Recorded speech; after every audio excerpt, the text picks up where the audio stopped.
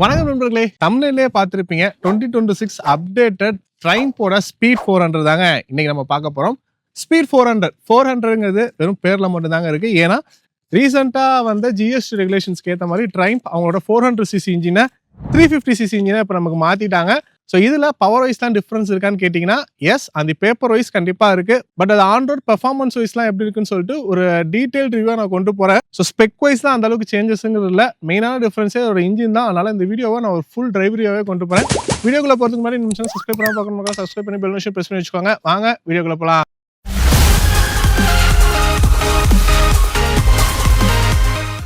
So இதோட detailed on road price டீடைல்ஸ்க்கு திருச்சியில் இருக்கக்கூடிய ட்ரைம் ஷோரூமோட கான்டாக்ட் டீடைல் டிஸ்கிரிப்ஷனில் கொடுத்துருக்கேன், மறக்காம செக் பண்ணிக்கோங்க. கேட்டு மெயின் டிஃபரன்ஸே இன்ஜின் தான் சொல்லிட்டேன். ஸோ அதனால மற்ற விஷயங்கள்லாம் பார்க்குற மாதிரி ஃபர்ஸ்ட் இந்த வெஹிக்கிள் வந்து ஒரு டெஸ்ட் ட்ரைவ் பண்ணிட்டு வந்துடுறேன்.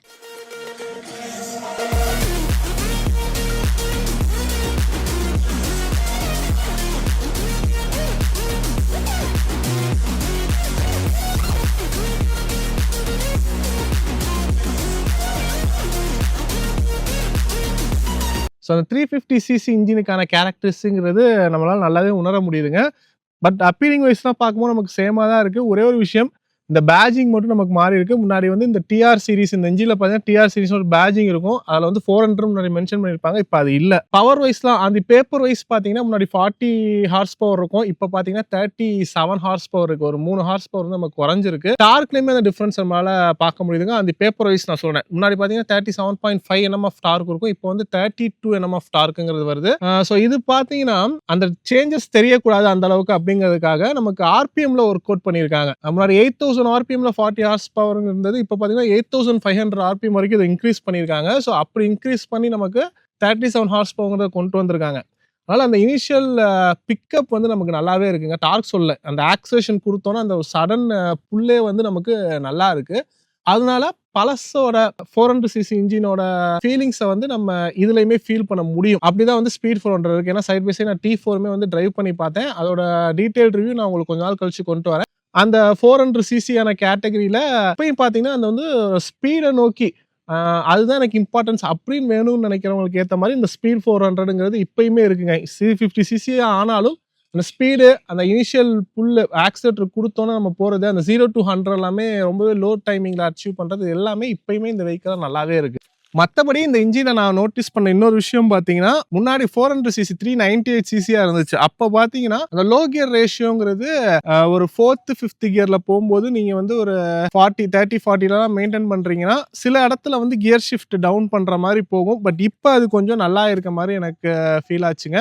ஸோ அந்த மாதிரி இந்த வெஹிக்கிளை டெஸ்ட் ட்ரைவ் பண்ண மற்ற யாருக்காச்சும் தோணுனாலுமே கமெண்ட்ல லீவ் பண்ணுங்க. ஏன்னா 400cc அந்த லோ கியர் ரேஷியோங்கிறது கொஞ்சம் தான் இருக்கும். டாப் அண்ட் பெர்ஃபார்மன்ஸ் என்னதான் நல்லா இருந்தாலும் சிட்டிக்குள்ள இந்த வெஹிக்கிள் எடுத்துட்டு ஓட்டுறாங்கும் போது நம்ம அடிக்கடி கியர் மாத்துற மாதிரி வரும். ஸோ இப்போ அது கொஞ்சம் பெட்டரா இருக்க மாதிரி நான் ஃபீல் பண்றேன். அண்ட் எக்ஸாஸ்ட் நோட் வந்துட்டு அந்த அளவுக்கு சேஞ்சஸ் இல்லைங்க, ஒரே மாதிரி தான் இருக்கு. உங்களுக்கு எதுவும் சேஞ்சஸ் டிஃபரன்ஸ் தெரிஞ்சா கமெண்ட் பண்ணுங்க. எக்ஸாஸ்ட் நோட் எப்படின்னு சொல்லி கேட்டுருங்க.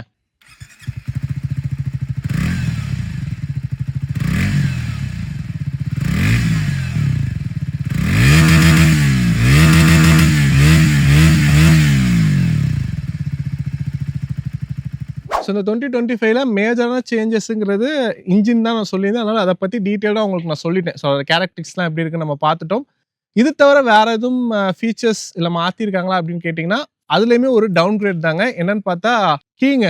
ஸோ கீழே பார்த்தீங்கன்னா முன்னாடி வந்துட்டு இம்மோபிலைசர் கீயாக கொடுத்துருந்தாங்க. பட் இப்போ வந்து இந்த 2026 அப்டேட்டில் இம்மோபிலைசர் கீ இல்லை, அதையுமே அந்த ஃபீச்சரையுமே கட் பண்ணியிருக்காங்க. ஸோ ஏன்னா இந்த சாவி வந்து நிறைய பேர் தொலைக்கிறாங்க அப்படின்னு சொல்லிட்டு ஸோ அந்த ஒரு ஃபீச்சர்ஸையுமே எடுத்துட்டாங்க. ஸோ பைக்குக்கு எனக்கு தெரிஞ்சு இம்மோபிலைசர் கீ அந்த அளவுக்கு தேவைப்படாது தான். பட் அந்த ஒரு ஃபீச்சர் வந்து ட்ரைம்ப் ஸ்பீட் 400ல தான் கொடுத்துருந்தாங்க. பட் இப்போ அதுலையுமே வந்து அந்த ஃபீச்சருங்கிறது இல்லை. ஸோ அதை பற்றி உங்கள் கருத்து என்னங்கிறதையுமே மறக்காம கமெண்ட்ல லீவ் பண்ணுங்க. ஸோ இன்ஜின் சிசியுமே குறைஞ்சிருக்கு, இம்மோபிலைசர் ஃபீச்சருமே கட் பண்ணியிருக்காங்க. ஸோ அதனால ப்ரைஸிங்கில் டிஃப்ரென்ஸ் இருக்கா, எந்த அளவுக்கு டிஃப்ரென்ஸ் இருக்கு எல்லாமே தொடர்ந்து வீடியோ பாருங்க, நான் உங்களுக்கு சொல்கிறேன்.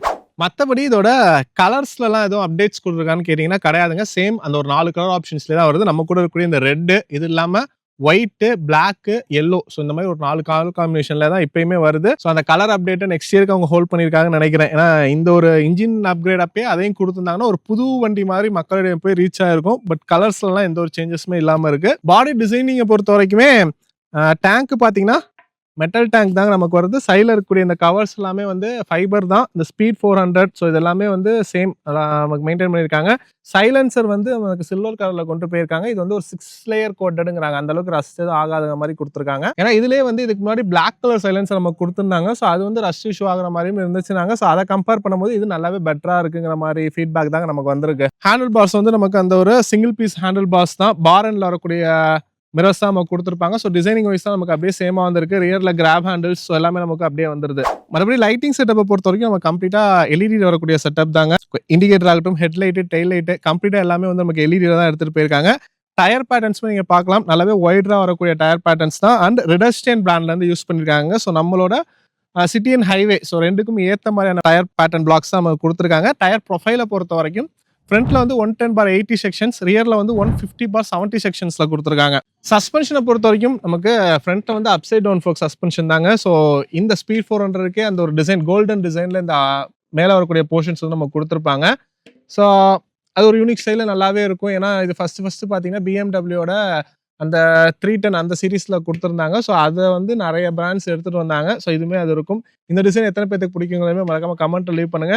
ரியர் சஸ்பென்ஷனை பொறுத்த வரைக்கும் நமக்கு மோனோஷாக் சஸ்பென்ஷன் தான் குடுத்துருக்காங்க.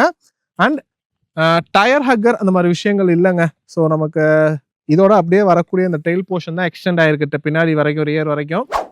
செயின் ஸ்ப்ராக்கெட்டும் பார்த்தீங்கன்னா, நல்லாவே பெரிய ஒரு செயின் ஸ்ப்ராக்கெட்டா வந்திருக்கு. ஸோ விசிபிள் வைஸுமே நல்லா நமக்கு போல்டா விசிபிளா தான் இருக்கு. ஸோ லுக் வைஸ் இது எப்படி இருக்கு என்னங்கிறது இந்த டிசைனிங் பேட்டர்ன் உங்களுக்கு பிடிக்குமா என்னங்க எல்லாமே கமெண்ட் பண்ணுங்க. ஸோ ஏன்னா சைடு வைஸ்ல பார்க்கும்போது இன்ஜின்லயுமே பார்த்தீங்கன்னா கம்ப்ளீட் பிளாக்கா இல்லாம இந்த விங்ஸ் எல்லாமே பார்த்தா வந்து ஸோ அந்த ஒரு டூயல் டோன் மாதிரி நமக்கு எடுத்துட்டு போயிருப்பாங்க. சில்வர் கலர்ல அதை மட்டும் நமக்கு கொஞ்சம் கட் பண்ணி கொடுத்துருப்பாங்க. லுக் வைஸ் எனக்கு பார்க்க பிடிச்சிருக்கு. உங்களுக்கு எப்படி இருக்குங்கிறதுமே கமெண்ட் பண்ணுங்க. மற்றபடி பிரேக்கிங்கை பொறுத்த வரைக்கும் நமக்கு ஃப்ரண்ட் அண்ட் ரியர் ரெண்டுமே வந்து டிஸ்க் தாங்க. ஃப்ரண்ட்ல வந்து 300mm டிஸ்க், ரியர்ல 230mm டிஸ்க் கொடுத்துருப்பாங்க. டூயல் சேனல் ஏபிஎஸ் தான். டிரான்ஸ்மிஷனை பொறுத்த வரைக்கும் இதுல வந்து நமக்கு 6 ஸ்பீட் மேனுவல் டிரான்ஸ்மிஷன் சிஸ்டம் வருங்க. அண்ட் கூலிங் சிஸ்டம் பார்த்தீங்கன்னா லிக்விட் கூலிங் சிஸ்டமா வரும். ஸோ அதுக்கான ரேடியேட்டர்ஸ் அண்ட் ரேடியேட்டர் கார்ட்ஸ் எல்லாமே நீங்க பார்க்கலாம் ஃப்ரண்ட்லயே. ஸோ இதுக்கு நிறைய ஆக்சரிஸ்மே இருக்கு. வேணா நம்ம ஒன் பை ஒன்னா ஆட் பண்ணிக்கலாம். ஸோ வண்டியோட பர்ஃபார்மன்ஸ் எப்படி இருந்துச்சு அப்படிங்கறத நான் டெஸ்ட் ட்ரைவ் பண்ணிட்டு ஸ்டார்டிங்லேயே சொல்லியிருப்பேன். ஏன்னா இந்த அப்டேட்ல மேஜர் அப்டேட்டே அதான். அதனால நான் ஸ்டார்டிங்லேயே சொல்லியிருந்தேன். மற்றபடி ரைட் அண்ட் ஹேண்டிங்ல எதுவும் டிஃபரன்ஸ் இருக்கா அப்படின்னு கேட்டீங்கன்னா அதுல அந்த அளவுக்கு சேஞ்சஸ் இல்லைங்க சொல்லுவேன். ஏன்னா இதோட கிரவுண்ட் கிளியரன்ஸ், சீட் ஹைட் எல்லாமே சேம் தான். கிரவுண்ட் கிளியரன்ஸை பொறுத்த வரைக்கும் 164mm வரும். சீட் ஹைட் பார்த்தீங்கன்னா 803mm இதோட சீட் ஹைட்டா இருக்கு. அண்ட் ஓவரால் வண்டியோட வெயிட்டும் பார்த்தீங்கன்னா ஆல்மோஸ்ட் ஒரு 179 கிலோ அந்த ரேஞ்ச் வரும். ஸோ அதனால மேனேஜ் பண்றதுக்குலாம் ஓகே தாங்க. ஸோ என்னோட ஹைட்டுக்கு பார்த்தீங்கன்னா நான் வந்து 5'10" அந்த ரேஞ்ச் இருப்பேன். ஸோ எனக்கு கால் 2 சைடுமே தரையில நல்லாவே ஃப்ளோர்ல இருக்கு. ஸோ 5.5 feet 6 feetல இருக்கவங்க எல்லாத்தாலுமே இந்த வெஹிக்கிள் நல்லாவே ஹேண்டில் பண்ண முடியும். ஃபியூயல் டேங்க் மெட்டல்னு சொல்லியிருப்பேன். இதோட ஃபியூயல் டேங்க் கெப்பாசிட்டியை பொறுத்த வரைக்கும் பார்த்தீங்கன்னா 13 லிட்டர் கெப்பாசிட்டிங்கிறது கொடுத்துருக்காங்க. ஸோ அது நம்ம போடும்போதுமே வெயிட்டுங்கிறது ஆல்மோஸ்ட் அந்த ஒரு 180 to 190 அந்த ரேஞ்சுக்குள்ள தான் மெயின்டைன் ஆகும். வண்டியில ஏறி உட்காந்துட்டோம்னா ஓட்டுறதுக்கு ரொம்பவே ஈஸியா இருக்கு. நின்று தள்ளும் போதுமே அந்த அளவுக்கு வெயிட்டுங்கிறது ஃபீல் ஆகலைங்க. 180 kg அளவுக்கு இருந்தாலும் கொஞ்சம் ஏன்னு தெரியல, கொஞ்சம் இது லோயரா இருக்கனால ஈஸியா பிடிச்சு தள்ள முடியுது. அந்த வகையில நல்லா இருக்கு.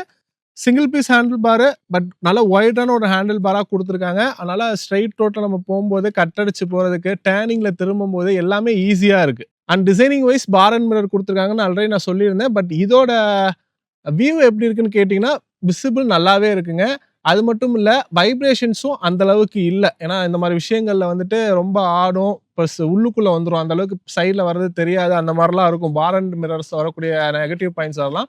பட் இந்த மிரரை பொறுத்த வரைக்கும் நல்லாவே இருக்குங்க. அந்த அளவுக்கு வைப்ரேஷன்ஸும் இல்ல. வீவிங்குமே 2 சைடுமே நல்லா இருக்கு.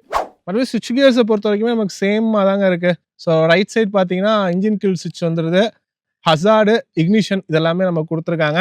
லெஃப்ட் சைடு வந்து இங்கே ஹெட்லைட்கான சுவிட்சஸ் எல்லாமே இங்கே இருக்குது. High beam, low beam. இந்த சைடு வந்து light on off plus indicator, horn எல்லாமே கொடுத்துருக்காங்க. ஸோ இங்கே வந்து ஐ பட்டன் இருக்குது பாருங்க. நம்ம ட்ரைம்போட ஸ்டார்டிங்லேருந்து இந்த இன்ஸ்ட்ருமெண்ட் கிளஸ்டர் செட்டப் அவங்க யூஸ் பண்ணிட்டு இருக்காங்க. அனலாக் ப்ளஸ் டிஜிட்டலாக வரக்கூடிய ஒரு செட்டப்பு. ஸோ இதை கூட அவங்க டிஎஃப்டியாக மாற்றலாம். இன்னும் அந்த எல்சிடி மாடலே அவங்க யூஸ் பண்ணிட்டு இருக்காங்க. ஸோ இதில் வந்து இந்த ஐயை நம்ம ப்ரெஸ் பண்ணும்போது trip 1, trip 2 kilometre per litre அந்த ஆவரேஜ் எல்லாமே நம்ம காமிக்கிற மாதிரி கொடுத்துருக்காங்க. So traction control, on off இதெல்லாமே இதுலேயே நம்மளால பண்ணிக்க முடியும்.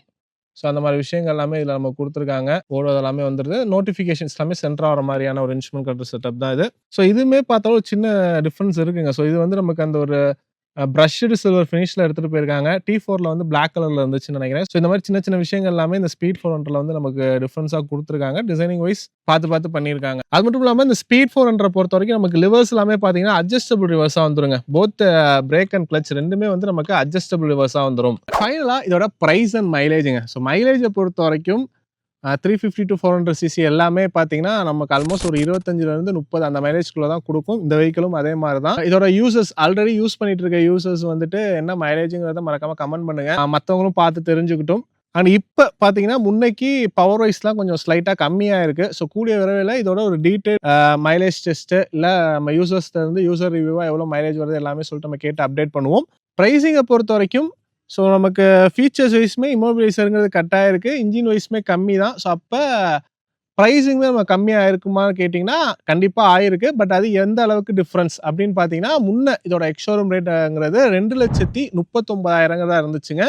ஸோ இப்ப பார்த்தீங்கன்னா, கரண்ட்டா இதோட எக்ஸ் ஷோரூம் ரேட் வந்துட்டு 2,31,890 வருதுங்க. ஸோ டிஃபரன்ஸ் அப்படின்னு பார்த்தீங்கன்னா, கிட்டத்தட்ட ஒரு ரூ. 7,110 நமக்கு முன்னைக்கு இப்ப டிஃபரன்ஸ் ஆயிருக்கு. ஸோ இது பார்த்தீங்கன்னா, கம்மியான ஒரு டிஃபரன்ஸா நமக்கு தெரியும். ஸோ அந்த இம்மோபிலைசர் கிட்ட எடுத்ததுக்கான ஒரு காஸ்ட் கட்டிங்கா கூட நினைச்சுக்கலாம். மத்தபடி இன்ஜின் வைஸ்ல நமக்கு அதே தான் மெயின்டெயின் பண்ணியிருக்காங்க. பட் இன்ஜினே குறைஞ்சிருக்கு. பட் பிரைசிங் வந்து அந்த அளவுக்கு டிஃபரன்ஸ் இல்லையே அப்படின்னு நினைச்சீங்கன்னா, அப்படி கிடையாதுங்க. ஏன்னா இந்த கேட்டகரியில வரக்கூடிய மத்த பிராண்ட்ஸ் பைக்ஸ் எல்லாமே கம்பேர் பண்ணும்போது பிரைசிங்கிறது நமக்கு ஆல்மோஸ்ட் ஒரே லெவல்ல தான் இருக்கு. அதுக்கேத்த மாரியான பெர்ஃபார்மன்ஸுமே அந்த பிரைசிங்க்கு ஏத்த மாதிரியான பெர்ஃபார்மன்ஸுமே இந்த வெஹிக்கிள் நமக்கு நல்லாவே இருக்கும். அது மட்டும் இல்லாம ட்ரையம்ஃப பொறுத்தவரைக்கும் இன்னொரு நல்ல விஷயம் சொல்லணும் அப்படின்னா, ஜிஎஸ்டி பிரைசிங் அப்ப நமக்கு 350 சிசிக்கு மேல இருக்க எல்லா வெஹிக்கிளுக்குமே ஒரு 10% ஜிஎஸ்டிங்கிறது ஹைக் பண்ணாங்க. அதனால தான் வந்துட்டு இப்ப இந்த 350 சிசிக்குள்ள இத கொண்டு வந்திருக்காரு. ஸோ அது வந்து கிட்டத்தட்ட ஒரு 4 மாசங்கள் ஆச்சுன்னு வச்சுக்கோங்களேன். ஆனா இவ்வளோ நாளுமே வந்துட்டு அவங்க பிரைசிங்கே ஏத்தல. இந்த பழைய மாடல் 400 சிசி பைக்கோட பிரைசிங்குமே ஏத்தாம, அவங்களோட அந்த மார்ஜின்ல இருந்து கம்மி பண்ணி அந்த பழைய ஒரு ஆன் ரோட் பிரைஸுக்கே வந்து குடுத்துட்டு இருந்தாங்க. ஸோ அது ட்ரையம்ஃப பொறுத்தவரைக்கும் ஒரு நல்ல விஷயம்னு சொல்லுவேன். ஸோ இப்போ வந்துட்டு இன்னுமே பிரைஸ் கட்டுங்கிறது நமக்கு ஆயிருக்கு. ஆன் ரோட் வைஸ் பிரைசிங்ல நம்ம பார்த்தோம்னா, முன்ன வந்து கிட்டத்தட்ட ஒரு 3,15,000 இருந்துச்சு. இப்போ பார்த்தீங்கன்னா, கிட்டத்தட்ட ஒரு 2,85,000 அப்ராக்ஸிமேட்டா தான் நாங்க சொல்றேன். ஏன்னா ஊருக்கு ஊர் இது மாறுபடும். ஸோ அப்ராக்ஸிமேட்டா ஒரு 2.85 வரும். ஸோ டீடைல்டு பிரைஸ் டீட்டெயில்ஸ்க்கு திருச்சியில இருக்கக்கூடிய ஆர்கே மோட்டார்ஸ் டைம்ஸ் உங்களோட கான்டாக்ட் டீடைல்ஸ் நான் கொடுத்துருக்கேன். செக் பண்ணி பாருங்க. ஸோ நம்மளோட ஃபாலோவர்ஸ்னு சொல்லிட்டு நீங்க கொட்டேஷன் கேளுங்க. உங்களுக்கு இன்னுமே பெஸ்ட் ஆஃபரா அவங்க பண்ணி கொடுப்பாங்க. ஸோ அப்படி பார்க்கும்போது முன்னைக்கு இப்போ ஆன் ரோட் காஸ்ட் வைஸ் பார்த்தீங்கன்னா, ஒரு 20,000 to 30,000 பிரைஸுங்கிறது கம்மி ஆயிருக்கு. ஸோ அந்த வகையில ஓவராலா நம்ம பார்க்கும்போது நல்ல ஒரு பெரிய பிரைஸ் டிஃபரன்ஸா தாங்க தெரியுது. ஸோ உங்களோட கருத்து என்ன? இந்த ஒரு 2,85,000 அரௌண்ட் பிரைசிங்ல இந்த வெஹிக்கிள் ஒர்த்தா என்ன? இதுல இன்னும் வேற என்ன அப்டேட்ஸ் கொடுத்துருக்கலாம் அப்படிங்கலாமே மறக்காம கமெண்ட் பண்ணுங்க. நம்ம ஒரு குட் டிஸ்கஷனா எடுத்துட்டு போவோம். ஸோ இந்த மாதிரி இன்னொரு வீடியோல சந்திக்கிறேன். நன்றி.